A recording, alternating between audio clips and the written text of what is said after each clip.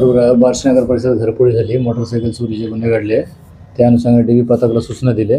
Patrolling दरम्यान एक जो सराईत गुन्हेगार आहे अंशुल उर्फ अनुप देवाजी वाकडे, त्याला ताब्यात घेऊन विचारपूस केली असता नंदनवन, तहसील, पाचपावली आणि वाडी या 3 ठिकाणी मोटरसायकल आणि पाचपावलीची एक मोटरसायकल, तसेच घरफोडीच गेलेले जे सोन्याचे दागिने आणि कॅश हे जप्त करण्यात यश मिळालेलं आहे. टोटल 4,80,000 रुपयाचा मुद्देमाल जप्त करण्यात आले. आणखी एक आरोपी फरार आहे. 2 आरोपी विरुद्ध गुन्हा केल्याचे निष्पन्न झालेले आहे तपासात. याच्यात PSI माझगावकर, दिलीप पवार, अंकुश राठोड, पखान, वासुदेव जयपूरकर, आशिष आणि अतुल फरतडे यांची कामगिरी आहे. बरोबर आहे. याच्या अगोदर त्याचे चोरीचे, घरफोडीचे, मारामारीचे गुन्हे आहेत.